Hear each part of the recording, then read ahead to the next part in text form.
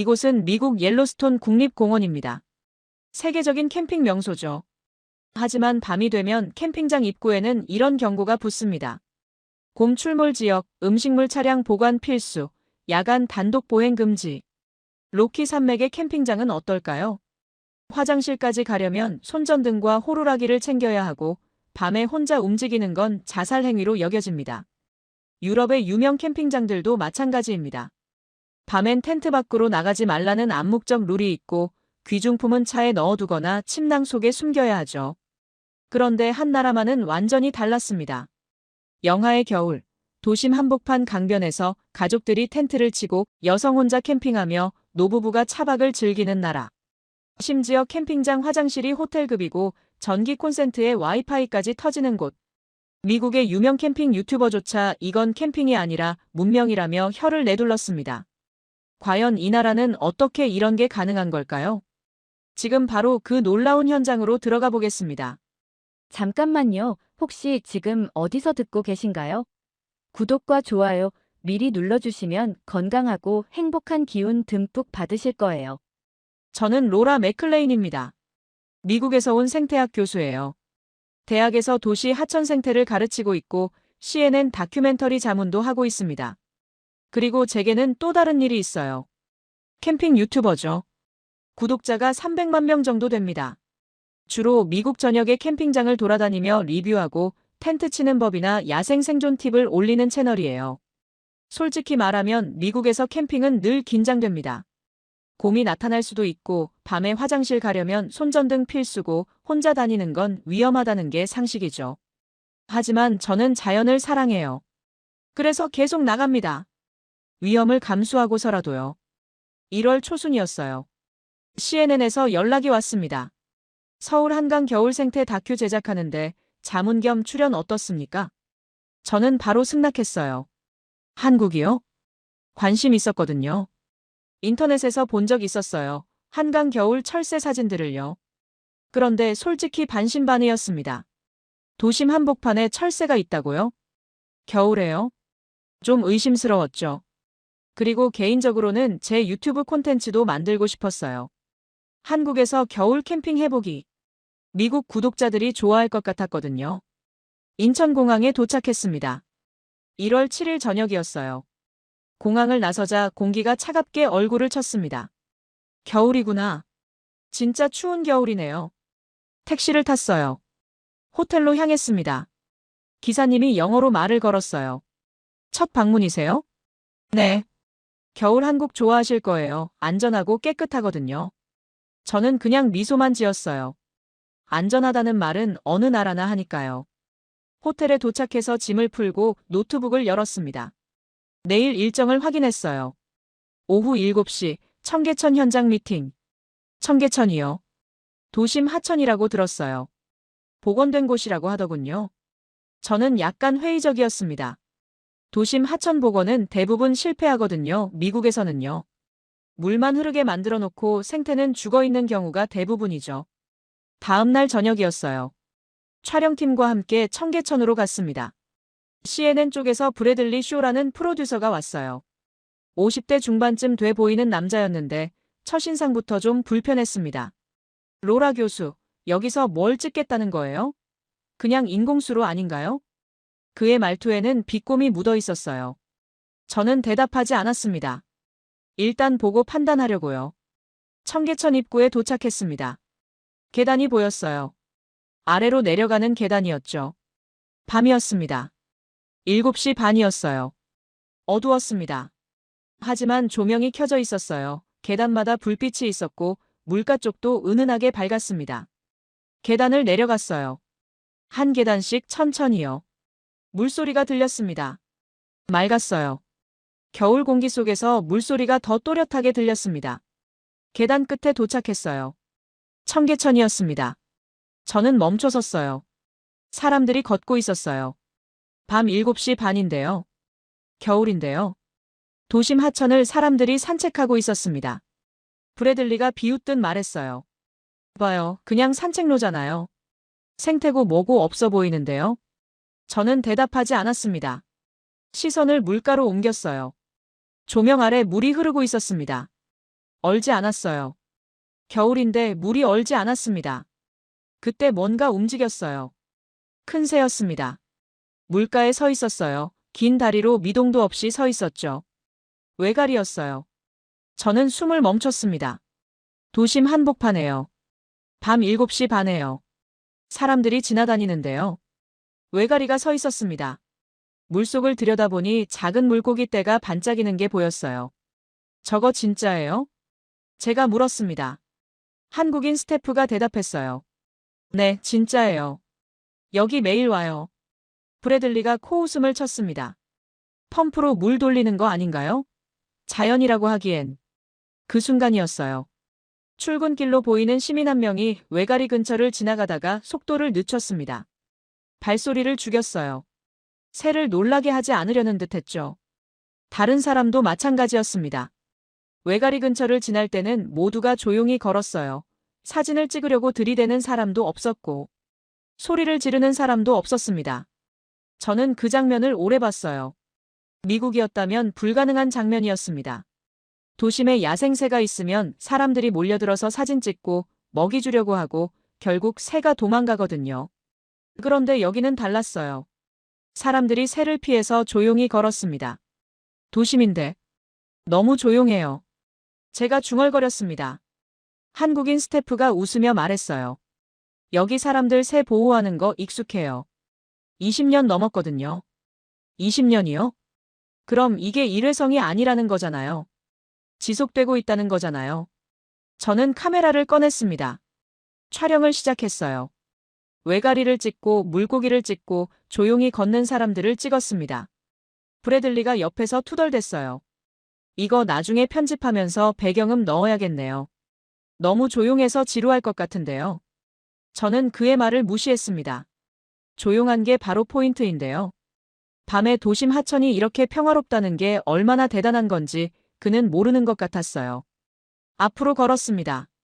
물을 따라 걸었어요. 조명이 은은하게 물에 반사됐습니다. 사람들은 계속 걸었어요. 연인들도 있었고, 노부부도 있었고, 혼자 이어폰 끼고 걷는 여성도 보였습니다. 저는 그 여성을 주목했어요. 밤 8시가 가까워지는 시간에 혼자 걷고 있었거든요. 어깨에 긴장이 없었어요. 뒤를 돌아보지도 않았습니다. 그냥 편안하게 걸었어요. 마치 자기 집 앞 산책로를 걷는 것처럼요. 미국이었다면 절대 불가능한 장면이었습니다. 밤에 여성이 혼자 하천 산책로를 걷는다고요? 위험천만한 일이죠. 저는 노트를 꺼냈어요. 적었습니다. 밤 8시, 청계천. 여성 단독 보행 관찰됨. 긴장 징후 없음. 주변 시민들도 자연스러움. 브래들리가 옆에서 말했어요. CCTV 많아서 그런 거 아닌가요? 감시가 심하니까 안전한 척하는 거죠. 저는 주변을 둘러봤습니다. CCTV가 있긴 했어요. 하지만 그렇게 많진 않았습니다. 미국 도심보다 오히려 적어 보였어요. 감시 때문만은 아닌 것 같은데요. 제가 말했습니다. 뭐가 더 있을 것 같아요? 문화 같은 거요. 브래들리가 웃었어요. 문화. 로라 교수님도 참. 문화로 치안이 유지된다고요? 시스템이 필요하죠, 시스템. 저는 더 이상 대꾸하지 않았습니다. 일단 더 보기로 했어요. 촬영을 계속했습니다. 1시간쯤 걸었을까요? 물가에 벤치가 보였어요. 앉았습니다. 브래들리도 옆에 앉았어요. 로라 교수, 솔직히 이거 다큐로 만들 만한 게 있어요? 그냥 깨끗한 산책로일 뿐인데요. 저는 청계천을 바라봤습니다. 물이 흘렀어요. 외가리는 여전히 서 있었습니다. 사람들은 조용히 걸었어요. 이게 그냥 산책로라고요? 아니에요. 이건 도시와 자연이 공존하는 현장이에요. 그것도 밤에요, 겨울에요. 있어요. 제가 대답했습니다. 충분히 있어요. 이게 얼마나 대단한 건지 모르시나 봐요. 브래들리가 코웃음을 쳤습니다. 뭐가 대단한데요? 밤에 안전해야 가능한 풍경이라는 거요. 제 목소리가 단호했어요. 미국이었다면 지금 이 시간에 이렇게 사람들이 평화롭게 걸을 수 없어요. 여성이 혼자 걸을 수도 없고 새가 도망가지 않을 수도 없죠. 브래들리는 아무 말도 하지 않았습니다. 저는 일어났어요. 내일 한강 가봐야겠어요. 거기가 더 중요할 것 같아요. 한국인 스태프가 고개를 끄덕였습니다. 좋아요. 내일 새벽에 한강 밤섬 근처로 가시죠. 겨울 철새 볼 수 있어요. 새벽이요. 좋습니다.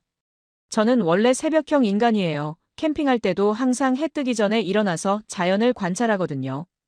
호텔로 돌아왔습니다. 방에 들어가 샤워를 하고 침대에 앉았어요. 노트북을 열었습니다. 오늘 본 것들을 정리했어요. 청계천 도심 하천, 겨울, 밤 8시. 외가리 관찰됨. 물고기 서식 확인됨. 시민들의 자발적 보호 행동 관찰됨. 타이핑하다가 손을 멈췄습니다. 자발적 보호 행동이라고요? 그게 정확한 표현일까요? 강요가 아니었어요. 누가 시켜서 한 게 아니었습니다. 그냥 자연스럽게 모두가 조용히 걸었어요. 새를 피해서 소리를 낮추고 속도를 줄였죠. 습관이었어요. 20년 넘게 쌓인 습관이었습니다. 저는 창밖을 봤어요. 서울의 밤이 보였습니다. 불빛이 많았어요. 하지만 차가운 느낌은 아니었어요. 오히려 따뜻해 보였습니다. 내일 한강을 보면 더 확실해질 것 같았어요. 새벽 5시였습니다. 알람이 울렸어요. 눈을 떴습니다. 방은 어두웠지만 저는 익숙했어요. 캠핑할 때 항상 이 시간에 일어나거든요. 씻고 두툼한 코트를 입었습니다. 장갑도 챙겼어요. 밖은 추울 게 뻔했으니까요. 로비로 내려갔습니다. 한국인 스태프 박유진이 벌써 와 있었어요. 준비되셨어요? 네. 차에 탔습니다. 브래들리도 타려고 했는데 유진이 말했어요. 브래들리 씨는 9시에 만나요. 너무 이르잖아요. 브래들리가 투덜댔지만 결국 호텔에 남았습니다. 저는 속으로 안도했어요. 그의 비꼬는 말투 없이 조용히 관찰하고 싶었거든요. 한강으로 향했습니다. 차창 밖은 아직 어두웠어요. 가로등 불빛만 지나갔습니다. 밤섬이라는 곳으로 갈 거예요. 유진이 설명했어요.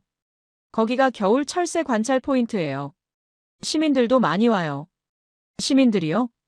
새벽에요? 새벽에도 사람이 와요? 네, 특히 주말엔 탐조 동호회 분들이 많이 오세요. 저는 놀랐습니다. 미국에서도 탐조는 있지만 대부분 전문가들이나 하는 일이에요. 일반 시민들이 새벽에 나와서 새를 본다는 게 신기했습니다. 한강에 도착했어요. 주차장에 차를 세웠습니다. 밖으로 나오자 바람이 불었어요. 강바람이었습니다. 차가웠어요. 숨을 들이마시면 목이 따가울 정도로 공기가 날카로웠죠. 이쪽이에요. 유진이 앞장섰습니다. 따라갔어요. 강변으로 걸어갔습니다. 하늘이 조금씩 밝아지고 있었어요. 멀리 강이 보였습니다. 넓었어요. 청계천보다 훨씬 넓었고 물이 검게 흐르고 있었습니다. 조망 포인트에 도착했어요. 이미 사람들이 몇 명 와 있었습니다. 망원경을 들고 있었어요. 카메라도 있었습니다. 조용했어요. 아무도 큰 소리를 내지 않았고 서로 속삭이듯 대화하고 있었습니다. 한 남성이 저희 쪽으로 왔어요. 60대 후반쯤 돼 보이는 분이었습니다. 처음 오셨어요? 유진이 대답했어요. 네, 미국에서 오신 생태학 교수님이세요. 남성이 웃으며 손을 내밀었습니다. 최명수입니다. 저도 새 보러 자주 와요. 악수를 했어요. 로라 맥클레인이에요. 반갑습니다. 최명수 씨가 강을 가리켰습니다. 저기 보세요. 저기 검은 점들 보이죠? 저게 청둥오리예요. 저는 시선을 옮겼어요. 강 위에 점들이 떠 있었습니다. 새들이었어요. 멀리서 봐도 움직이는 게 보였습니다. 유진이 망원경을 건넸어요. 이거 쓰세요. 받아서 올렸습니다. 렌즈를 통해 강을 봤어요. 초점을 맞추자 새들이 선명하게 보였습니다. 청둥오리였어요. 20마리가 넘었습니다. 물 위에 떠서 천천히 움직였어요. 어떤 놈은 부리를 물에 담그고 있었고 어떤 놈은 날개를 펴고 있었습니다. 저기 더 멀리 보세요. 최명수 씨가 말했어요. 기러기도 있어요. 망원경을 움직였습니다. 정말이었어요. 큰 새들이 보였습니다. 기러기였어요. 여러 마리가 함께 떠 있었고 목을 길게 뻗고 있었습니다. 도심 한복판인데. 제가 중얼거렸어요. 이렇게 많이 와요? 최명수 씨가 고개를 끄덕였습니다. 매년 와요. 벌써 20년 넘었죠. 여긴 물이 얼지 않아요. 보 때문에 유속이 있어서요. 그래서 겨울에도 먹이가 있고 새들이 살 수 있어요. 20년이요.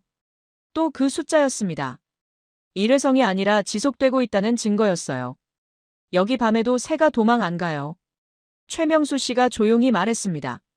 그건 사람들이 밤에도 조용하다는 뜻이죠. 저는 그 말을 곱씹었어요. 밤에도 조용하다고요? 미국이었다면 불가능한 일이에요. 밤의 공공장소는 시끄럽거나 위험하거나 둘 중 하나거든요. 해가 떠오르기 시작했습니다. 하늘이 밝아졌어요. 강물이 빛을 받아 반짝였습니다. 새들의 실루엣이 더 선명해졌어요. 아름다웠습니다. 사람들이 하나둘 더 모여들었어요. 가족도 있었고 커플도 있었습니다. 노부부도 보였어요. 할아버지가 할머니에게 망원경을 건네주고 있었습니다. 모두 조용했어요. 큰 소리를 내는 사람이 없었습니다. 한 아이가 엄마에게 물었어요. 엄마, 저거 뭐야? 엄마가 속삭였습니다. 기러기야. 조용히, 놀라면 안 돼. 아이가 고개를 끄덕였어요. 입에 손을 갖다 댔습니다. 저는 그 모습을 봤어요. 교육이 이루어지는 순간이었습니다. 규칙을 가르치는 게 아니라 존중을 가르치고 있었어요. 촬영을 시작했습니다. 카메라를 들고 새들을 찍었어요. 사람들도 찍었습니다. 조용히 관찰하는 모습을요. 망원경을 나눠 쓰는 모습을요. 아이에게 설명하는 부모의 모습을요. 1시간쯤 지났을까요? 브래들리가 도착했습니다. 차에서 내리더니 투덜거렸어요. 왜 이렇게 이른 시간에 보자는 거예요? 호텔 조식도 못 먹었잖아요. 유진이 대답했어요. 새는 새벽에 봐야죠. 브래들리가 주변을 둘러봤습니다. 사람 많네요. 다 관광객인가요? 아니요, 대부분 시민들이에요. 새벽에? 왜? 좋아하니까요. 브래들리가 코웃음을 쳤습니다. CCTV 때문 아닐까요? 감시가 많으니까 안전해서 나오는 거겠죠. 저는 주변을 살폈어요. CCTV가 있긴 했습니다. 하지만 많진 않았어요. 미국 국립공원보다 오히려 적어 보였습니다. 감시 때문만은 아닌 것 같은데요. 제가 말했습니다. 저 사람들 봐요. 강요당해서 온 게 아니에요. 좋아서 온 거예요.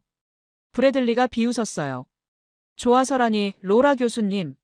시스템이 잘 돼 있으니까 안전하고 안전하니까 나오는 거죠. 감시와 통제의 결과예요. 저는 더 이상 대꾸하지 않았습니다. 최명수 씨가 다가왔어요. 저기 봐요. 손가락이 가리키는 곳을 봤습니다. 외가리 한 마리가 물가에 서 있었어요. 움직이지 않았습니다. 집중하고 있는 듯 했어요. 저 새는 1년 내내 여기 있어요. 최명수 씨가 말했습니다. 사람들이 지나가도 도망 안 가요. 익숙하니까요. 익숙하다고요. 그게 핵심이었어요. 사람과 새가 서로에게 익숙해진 거였습니다. 20년 넘게 함께 살아온 결과였어요. 저는 노트를 꺼냈습니다. 적었어요. 한강 밤섬, 새벽 6시. 겨울 철새 다수 관찰됨. 시민들의 자발적 탐조 활동. 새와 사람의 공존. 강요 없음, 습관으로 유지됨. 브래들리가 옆에서 봤습니다. 습관이라고요? 교수님, 너무 낭만적인데요. 이건 시스템의 결과예요. 저는 펜을 내려놨어요. 시스템만으로는 안 돼요. 제 목소리가 단호했습니다. 시스템은 틀을 만들지만 사람이 그 틀을 채워야 해요. 저 사람들 봐요. 아무도 강요하지 않았는데 조용히 있어요. 새를 놀라게 하지 않으려고 스스로 조절하고 있어요. 이게 습관이에요. 브래들리는 아무 말도 하지 않았습니다. 한강을 떠나기 전이었습니다. 저는 유진에게 물었어요. 여기서 사람이 자도 안전한가요? 유진이 고개를 갸우뚱했습니다. 자다니요? 캠핑 말씀이세요? 네, 제가 캠핑 유튜버거든요. 한강에서 겨울 캠핑이 가능한지 궁금해서요. 유진이 웃었어요. 가능하죠. 난지 캠핑장 있어요. 난지 캠핑장이요? 도심에 공식 캠핑장이 있어요? 네, 한강공원 안에 있어요. 시설도 좋아요. 브래들리가 끼어들었습니다. 캠핑장이라고 해봤자 텐트 7공터 정도겠죠? 미국 국립공원처럼 제대로 된 시설은 없을 거예요. 유진이 고개를 저었어요. 한번 가보시면 알 거예요. 지금 연락해 볼게요. 전화를 걸었습니다. 한국어로 누군가와 대화했어요. 몇 분 뒤에 전화를 끊고 말했습니다. 오후 2시에 난지 캠핑장에서 만나요. 운영팀장님이 직접 안내해 주신대요. 저는 고개를 끄덕였어요. 좋아요. 제대로 확인해 봐야겠어요. 한국의 캠핑 시스템이 어떤지를요. 호텔로 돌아와서 점심을 먹고 쉬었습니다. 오후 1시 반에 다시 출발했어요. 난지 캠핑장으로 향했습니다. 차로 30분쯤 걸렸어요. 한강 상류 쪽이었습니다. 도착하니 넓은 주차장이 보였어요. 차를 세웠습니다. 밖으로 나왔어요. 강바람이 불었지만 낮이라 그리 춥지 않았습니다. 이쪽이에요. 유진이 앞장섰어요. 걸어가니 캠핑장 관리동이 보였습니다. 깨끗했어요. 현대적인 건물이었고 입구에 안내판이 한글과 영어로 적혀 있었습니다. 안으로 들어갔어요. 한 여성이 우리를 맞았습니다. 안녕하세요. 정하늘입니다. 30대 후반쯤 돼 보이는 분이었어요. 난지 캠핑장 운영팀장이에요. 악수를 했습니다. 로라 맥클레인이에요. 반갑습니다. 정하늘 씨가 웃으며 말했어요. 캠핑 유튜버시라고 들었어요. 구독자 많으시더라고요. 알고 계셨어요? 네, 어젯밤에 영상 몇 개 봤어요. 옐로스톤 캠핑 영상 재밌던데요. 저는 놀랐습니다. 준비성이 철저한 분이네요. 브래들리가 말했어요. 그럼 안내 좀 부탁드릴게요. 우린 시간이 없어서요. 정하늘 씨가 고개를 끄덕였습니다. 이쪽으로 오세요. 밖으로 나갔어요. 캠핑장 구역으로 걸어갔습니다. 잔디가 깔려 있었어요. 구역마다 번호가 매겨져 있었고 전기 콘센트가 보였습니다. 여기가 텐트 사이트예요. 정하늘 씨가 설명했어요. 총 100개 사이트 있고 예약제로 운영돼요. 1박에 4,000원이에요. 4,000원이요? 그게 전부예요? 네, 전기 사용료 포함이에요. 브래들리가 코웃음을 쳤습니다. 싸긴 하네요. 그만큼 시설이 별로겠죠? 정하늘 씨는 대답하지 않았어요. 대신 앞으로 걸어갔습니다. 화장실 건물이 보였어요. 들어가 봤습니다. 깨끗했어요. 미국 호텔 화장실만큼 깨끗했습니다. 양변기였고 휴지도 넉넉했어요. 세면대에 비누와 핸드드라이어도 있었습니다. 샤워실도 있어요. 정하늘 씨가 문을 열었습니다. 샤워부스가 보였어요. 깨끗했고 온수가 나온다고 했습니다. 저는 믿을 수 없었어요. 캠핑장에 이런 시설이 있다고요? 미국 국립공원 캠핑장은 화장실도 낙후됐고 샤워는 꿈도 못 꾸는데요. 겨울에도 운영되나요? 제가 물었습니다. 네, 연중 운영이에요. 겨울엔 예약이 좀 줄긴 하지만요.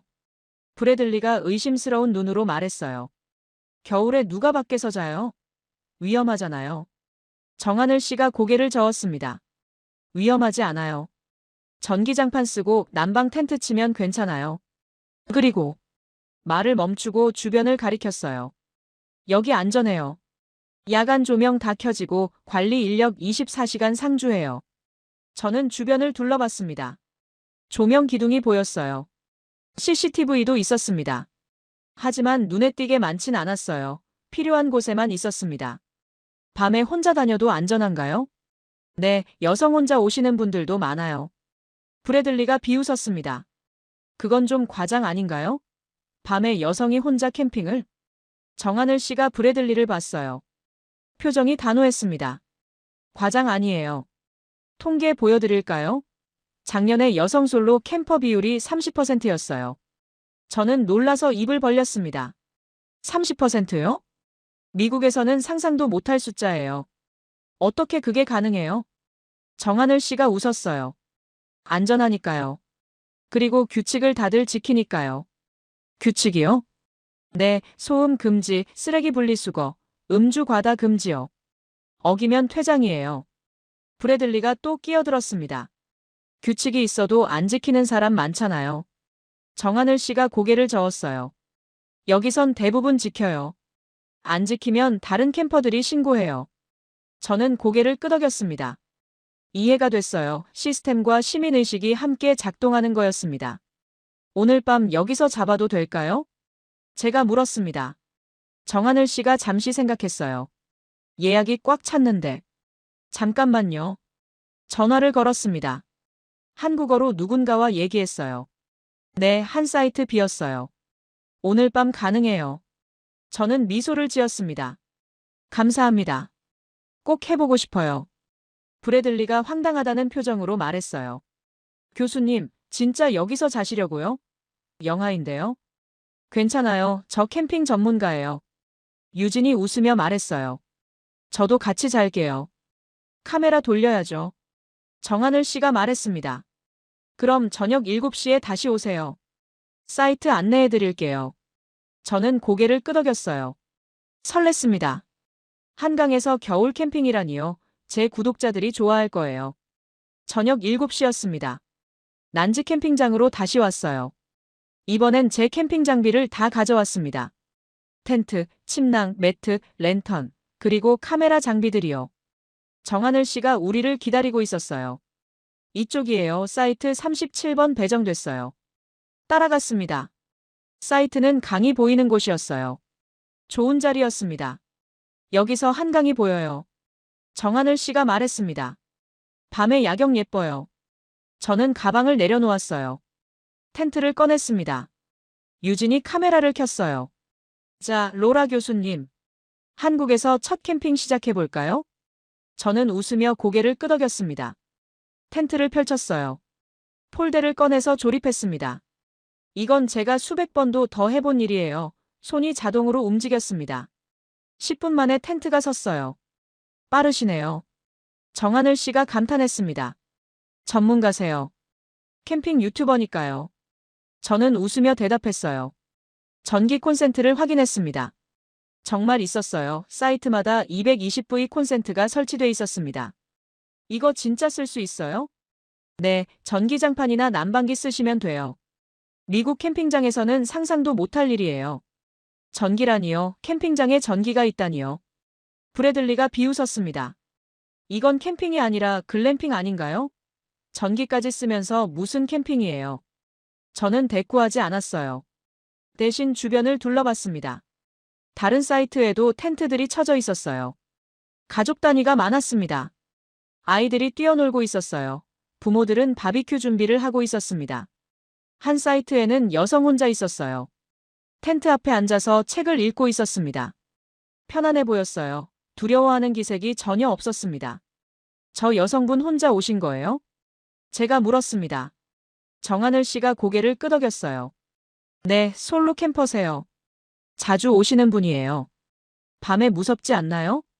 여기 안전해요. 조명도 밝고 관리인도 순찰 돌고요. 저는 그 여성을 다시 봤습니다.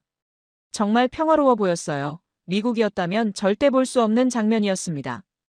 해가 완전히 졌어요. 어두워졌습니다. 하지만 조명이 켜졌어요. 캠핑장 곳곳에 가로등이 환하게 밝혀졌습니다.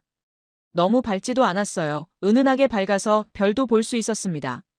저는 카메라를 들었어요. 촬영을 시작했습니다. 여러분, 지금 한국 서울 한강공원 난지 캠핑장에 있습니다. 제 목소리를 녹음했어요. 솔직히 놀랐어요. 이건 제가 아는 캠핑이 아니에요. 전기 콘센트가 있고 화장실은 호텔급이고 조명은 밝고 안전해요. 카메라를 돌리며 주변을 찍었습니다. 다른 캠퍼들도 찍었어요. 평화롭게 저녁을 즐기는 모습을요. 미국에서 캠핑은 불편함을 감수하는 거예요. 곰을 조심하고 화장실은 멀고 더럽고 밤엔 위험해요. 목소리를 낮췄습니다. 그런데 여기는 달라요. 불편함이 없어요. 오히려 이건 문명이에요. 자연 속의 문명이에요. 브래들리가 투덜댔어요. 그러니까 캠핑이 아니라는 거잖아요. 저는 카메라를 껐습니다.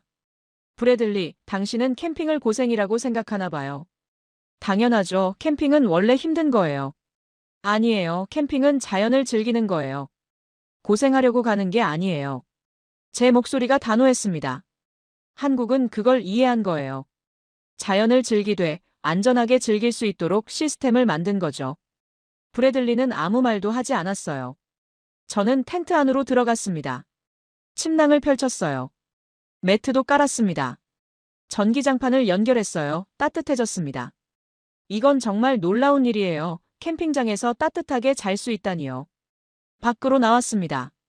랜턴을 켰어요. 하늘을 올려다봤습니다. 별이 보였어요. 많지는 않았지만 몇 개 반짝이고 있었습니다. 도심이라 별이 잘 안 보이는 건 어쩔 수 없었어요. 하지만 강바람이 불고 물소리가 들리고 평화로웠습니다. 정하늘 씨가 인사했어요. 편히 쉬세요. 필요한 거 있으면 관리동으로 연락하시고요. 감사합니다. 그녀가 떠났어요. 저는 텐트 앞에 앉았습니다. 유진도 옆에 앉았어요. 어때요? 한국 캠핑. 놀라워요. 정말로요. 제 목소리에 감탄이 묻어났습니다. 미국에서는 절대 이럴 수 없어요. 도심 근처에 이런 캠핑장이 있고 안전하고 시설이 좋고. 말을 멈췄어요. 이게 바로 선진국이구나 싶어요. 유진이 웃었습니다. 과찬이세요. 아니에요. 진심이에요. 밤이 깊어갔습니다. 주변 캠퍼들도 하나둘 텐트 안으로 들어갔어요. 조용해졌습니다. 하지만 무섭지 않았어요. 조명이 밝았고 멀리서 관리인이 순찰하는 모습도 보였습니다. 저는 텐트 안으로 들어갔어요. 침낭에 누웠습니다. 따뜻했어요. 전기장판 덕분에 겨울인데도 춥지 않았습니다. 눈을 감았어요. 물소리가 들렸습니다. 한강 물소리였어요. 잔잔하게 흐르는 소리가 자장가 같았습니다. 이게 한국의 캠핑이구나. 마지막으로 그 생각을 하고 잠이 들었어요. 한밤중이었어요. 눈을 떴습니다. 시계를 봤어요. 새벽 2시였습니다. 텐트 밖에서 소리가 들렸어요. 발소리였습니다. 저는 귀를 기울였어요. 누군가 걷고 있었어요. 천천히 걷는 소리였습니다. 미국이었다면 긴장했을 거예요. 한밤중에 텐트 근처를 누가 걷는다면 위험 신호니까요. 하지만 여기서는 달랐어요. 관리인 순찰이겠거니 생각하고 다시 눈을 감았습니다. 아침이었습니다. 햇살이 텐트를 비췄어요. 눈을 떴습니다. 시계를 봤어요. 7시였습니다. 침낭에서 나왔어요. 텐트 밖으로 나갔습니다. 공기가 차갑게 얼굴을 쳤어요. 숨을 들이마시니 목이 상쾌했습니다. 주변을 봤어요. 다른 텐트들도 조용했습니다. 아직 자고 있는 듯 했어요. 한강이 보였어요. 아침 햇살을 받아 반짝였습니다.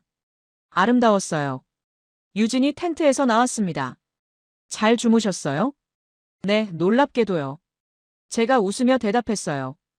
영하인데 따뜻하게 잤어요. 전기장판 덕분이죠. 저는 고개를 끄덕였습니다. 화장실에 갔어요. 여전히 깨끗했습니다. 밤새 누가 청소한 듯 했어요. 휴지도 다시 채워져 있었고 세면대도 물기 하나 없이 깨끗했습니다. 세수를 했어요. 물이 따뜻했습니다. 거울을 봤어요. 제 얼굴이 편안해 보였습니다. 잘 잤다는 증거였어요. 밖으로 나왔습니다. 브래들리가 관리동 쪽에서 걸어오고 있었어요. 교수님, 밤에 괜찮으셨어요? 네, 왜요? 무섭지 않으셨어요? 밤에 혼자 밖에서 자는데. 저는 웃었습니다. 무서울 게 뭐가 있어요?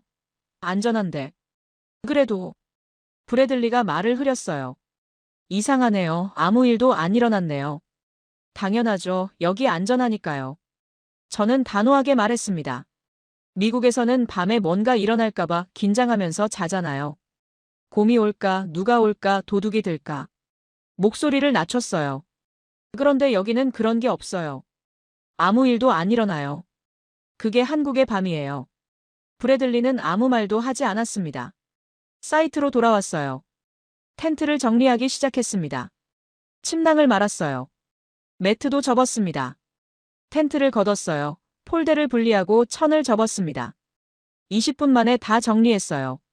주변을 둘러봤습니다. 쓰레기가 있는지 확인했어요. 하나도 없었습니다. 다 가방에 넣었거든요. 분리수거함으로 갔어요. 쓰레기를 분리해서 버렸습니다. 플라스틱, 캔, 일반 쓰레기로 나눠서요. 다른 캠퍼들도 똑같이 하고 있었어요. 아무도 아무렇게나 버리지 않았습니다. 정하늘 씨가 다가왔습니다. 어떠셨어요? 완벽했어요. 정말로요. 제 목소리에 진심이 담겼습니다. 이런 캠핑장 처음 봤어요. 안전하고 깨끗하고 편하고. 말을 이었어요. 그런데 자연도 느낄 수 있어요. 이게 어떻게 가능한 거죠? 정하늘 씨가 웃었습니다. 시스템과 시민의식이 함께 만든 거예요. 시민의식이요? 네, 규칙을 지키는 게 당연하다고 생각하는 문화요. 저는 고개를 끄덕였어요. 이해가 됐습니다. 아무리 좋은 시스템이 있어도 사람들이 안 지키면 무너지거든요. 감사합니다. 좋은 경험이었어요. 또 오세요. 정하늘 씨가 손을 흔들었습니다. 저는 가방을 들고 주차장으로 걸어갔어요. 뒤돌아봤습니다. 난지 캠핑장이 보였어요. 한강이 흐르고 텐트들이 보이고 평화로웠습니다. 이곳에서 배운 게 많았어요. 캠핑은 고생이 아니라는 것, 자연과 문명이 공존할 수 있다는 것, 안전은 시스템과 사람이 함께 만든다는 것을요. 차에 탔습니다. 유진이 운전했어요. 이제 어디 가요? 청계천으로 다시 가고 싶어요. 제가 말했습니다. 처음 봤던 곳으로요. 다시 보고 싶어요. 알겠어요. 차가 출발했습니다. 저는 창밖을 봤어요. 한강이 멀어지고 있었습니다. 감사한 마음이 들었어요. 이 도시에, 이 시스템에, 이 사람들에게요. 오후였어요. 청계천에 도착했습니다. 어제 왔던 그 계단이었어요. 내려갔습니다. 낮의 청계천은 밤과 달랐어요. 더 많은 사람들이 걷고 있었고 햇살이 물에 반짝였습니다. 물가로 갔어요. 외가리가 여전히 있었습니다. 어제 봤던 그 자리에 서 있었어요. 미동도 없이 물을 바라보고 있었습니다. 젖에 계속 여기 있네요. 제가 말했습니다. 유진이 웃었어요. 여기가 집이니까요. 집이라고요. 그 말이 마음에 와닿았어요. 도심 한복판이 야생동물의 집이 될 수 있다니요. 최명수 씨가 보였어요. 어제 한강에서 만났던 그분이었습니다. 쌍안경을 들고 계셨어요. 또 뵙네요. 제가 인사했습니다. 최명수 씨가 웃으며 고개를 끄덕였어요. 캠핑 잘하셨어요? 네, 어떻게 하셨어요? 정하늘 씨한테 들었어요. 외국인 교수님이 난지에서 자신다고. 저는 웃었습니다. 좋았어요, 정말로요. 최명수 씨가 물가를 가리켰어요. 저기 보세요. 시선을 옮겼습니다. 물고기들이 헤엄치고 있었어요. 낮이라 더 선명하게 보였습니다. 저 물고기들 여기 사는 거예요? 네, 20년 넘었죠. 또 20년이었어요. 어떻게 이렇게 오래 유지될 수 있죠? 제가 물었습니다. 최명수 씨가 잠시 생각했어요. 여긴 쓰레기보다 눈이 먼저 녹아요. 네. 겨울에 눈 오잖아요. 그럼 여기도 하얗게 덮여요. 그가 주변을 가리켰습니다. 그런데 눈이 녹으면 땅이 깨끗해요. 쓰레기가 없어요. 저는 그 말의 의미를 이해했어요. 사람들이 쓰레기를 버리지 않는다는 뜻이었습니다. 다들 치우나요? 아니요, 애초에 안 버려요. 최명수 씨가 미소 지었습니다. 처음부터 버리지 않으면 치울 필요도 없죠. 저는 주변을 둘러봤어요. 정말이었습니다. 바닥이 깨끗했어요. 휴지 하나, 플라스틱 하나 보이지 않았습니다. 점심시간이라 사람들이 많았는데도 말이에요. 미국이었다면 제가 중얼거렸습니다. 쓰레기 천지일 거예요. 최명수 씨가 고개를 끄덕였어요. 문화의 차이죠. 어떻게 이런 문화가 만들어진 거예요? 오래 걸렸어요. 처음엔 안 됐죠. 쓰레기도 많이 나왔고요. 그가 계단을 가리켰습니다. 그런데 시간이 지나면서 바뀌었어요. 캠페인도 하고 교육도 하고 그러다 보니 습관이 된 거죠. 습관이요. 그 단어가 계속 나왔어요. 청계천에서도 한강에서도 캠핑장에서도요. 브래들리가 말했습니다. 그래도 감시가 있으니까 그런 거 아닌가요? 최명수 씨가 고개를 저었어요. 감시 때문이 아니에요. 존중 때문이죠. 존중이요? 네, 이곳을 존중하고 다른 사람을 존중하고 자연을 존중하는 거예요. 그의 목소리가 차분했습니다. 그게 문화예요. 저는 노트를 꺼냈습니다. 적었어요. 한국의 공공공간 시스템 시민의식 존중의 문화 지속 가능한 공존. 최명수 씨가 제 노트를 봤어요. 잘 정리하셨네요. 감사합니다. 많이 배웠어요. 저는 진심으로 말했습니다. 이번 여행에서 가장 큰 배움이에요. 자연을 사랑하는 것만으로는 부족해요. 존중하고 함께 사는 법을 배워야 하는 거죠. 최명수 씨가 미소 지었습니다. 그걸 아셨으면 됐어요. 저는 청계천을 다시 봤어요. 물이 흐르고 새가 서 있고 사람들이 조용히 걸었습니다. 완벽한 공존이었어요. 도시와 자연, 사람과 생명이 함께 숨쉬고 있었습니다. 촬영 마지막 날 밤이었습니다. 저는 다시 청계천에 섰어요. 일주일 전 처음 왔던 그 자리였습니다. 하지만 지금은 달랐어요. 일주일 전과 완전히 다른 마음으로 서 있었습니다. 조명이 물에 반사됐어요. 사람들이 걷고 있었습니다. 외가리는 여전히 물가에 서 있었어요. 이제는 익숙한 친구 같았습니다. 유진이 카메라를 켰어요. 로라 교수님, 마지막 멘트 해주세요. 저는 카메라를 봤습니다. 깊이 숨을 들이마셨어요. 일주일 전에 이곳에 왔을 때 목소리를 가다듬었습니다. 저는 회의적이었어요. 도심 한복판에 생태가 있다고, 겨울에 철새가 온다고 믿기 어려웠죠. 잠시 멈췄어요. 그런데 제가 틀렸어요. 완전히요. 청계천을 가리켰습니다. 이 도시는 자연을 보호해서 안전한 게 아니에요. 사람을 신뢰해서 안전한 거예요. 목소리에 힘이 들어갔습니다. 시스템만으로는 안 돼요. 아무리 좋은 법이 있고 CCTV가 있고 경찰이 있어도 사람들이 지키지 않으면 무너져요. 한강을 생각했습니다. 그런데 이곳 사람들은 지켜요. 강요 없이 습관으로 문화로요. 난지 캠핑장도 떠올랐어요. 저는 캠핑 유튜버예요. 미국 전역의 캠핑장을 다녔죠. 하지만 한국만큼 안전하고 편한 곳은 본 적 없어요. 카메라를 똑바로 봤습니다.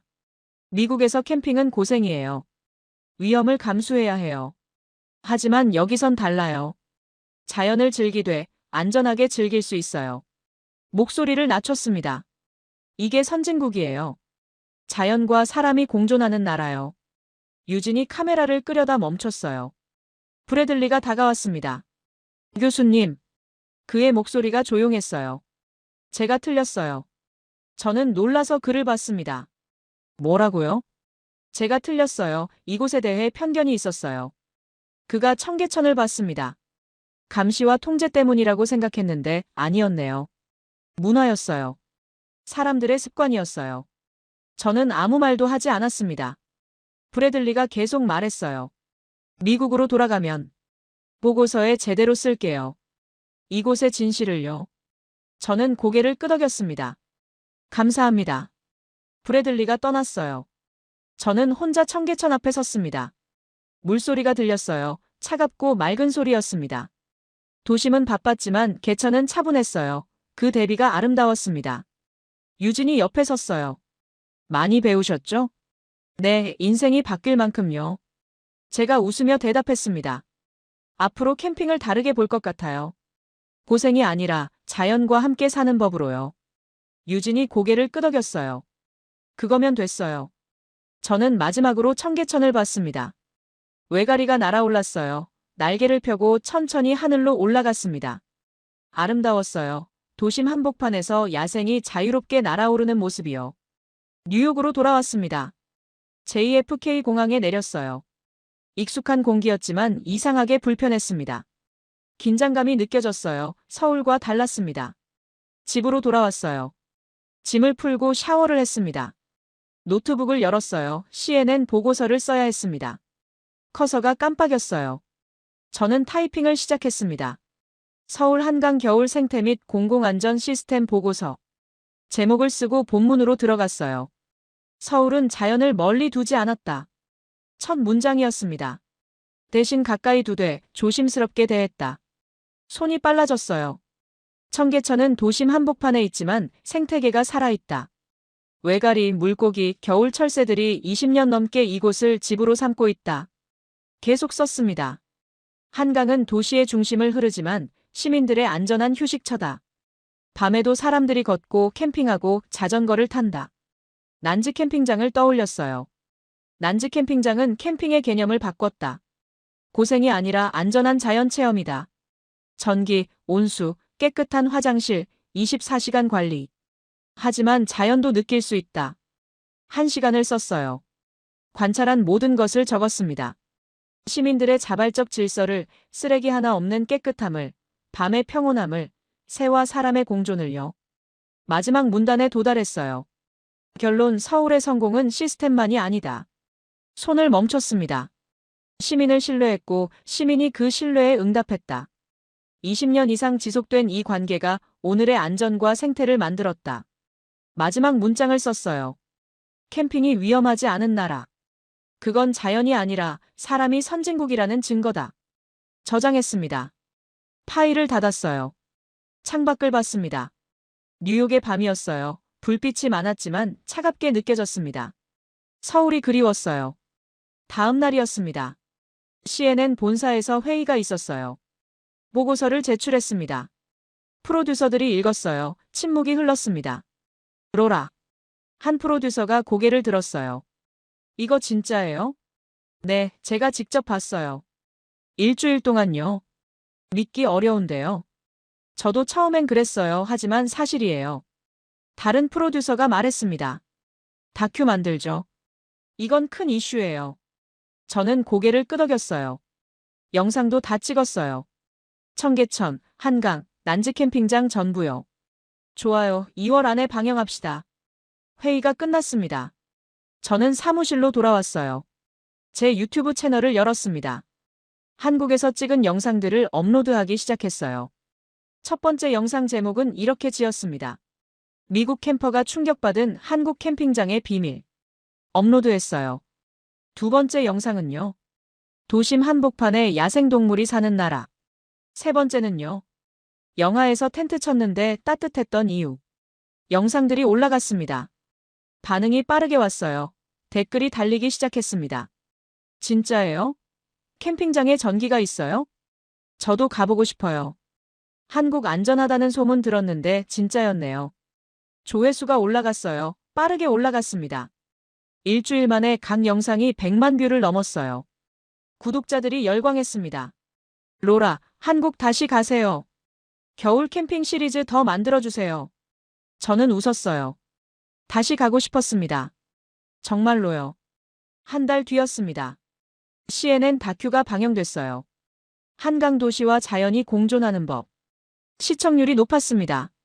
소셜미디어에서 화제가 됐어요. 다른 나라 언론들이 관심을 가졌습니다. BBC에서 연락이 왔어요. 로라 교수님, 인터뷰 가능하세요? 네. 독일, 프랑스, 캐나다에서도 연락이 왔습니다. 모두 같은 질문을 했어요. 어떻게 그게 가능해요? 저는 같은 답을 했습니다. 시민을 신뢰하세요. 그럼 시민이 응답할 거예요. 강연 요청도 들어왔어요. 컬럼비아 대학이었습니다. 생태학과 학생들 앞에서 강연했어요. 자연을 사랑하는 것만으로는 부족합니다. 제 목소리가 강의실에 울렸어요. 존중해야 해요. 함께 사는 법을 배워야 합니다. 학생들이 집중했습니다. 서울은 그걸 보여줬어요. 도시와 자연이 적이 아니라 친구가 될 수 있다는 걸요. 박수가 터졌어요. 강연이 끝나고 한 학생이 물었습니다. 교수님, 미국도 그렇게 될 수 있을까요? 저는 잠시 생각했어요. 될 수 있어요. 확신을 담아 말했습니다. 하지만 시간이 걸릴 거예요. 시스템을 바꾸고 문화를 만들고 신뢰를 쌓아야 하니까요. 학생이 고개를 끄덕였어요. 집으로 돌아왔습니다. 노트를 펼쳤어요. 서울에서 적었던 것들이 가득했습니다. 마지막 페이지에 새로운 문장을 적었어요. 나는 한국에서 희망을 봤다. 자연과 사람이 공존할 수 있다는 희망을. 캠핑이 고생이 아니라 기쁨이 될 수 있다는 희망을. 손이 떨렸습니다. 언젠가 미국도 그렇게 되길. 노트를 덮었어요. 창밖을 봤습니다. 뉴욕의 밤이었지만 더 이상 차갑게 느껴지지 않았어요. 언젠가 여기도 바뀔 거예요. 서울처럼요. 시민을 신뢰하고 자연을 존중하고 함께 사는 법을 배우면요. 저는 미소 지었습니다. 다음 달에 다시 서울로 갈 예정이에요. 이번엔 봄 한강을 보러요. 벚꽃이 피는 강변을요.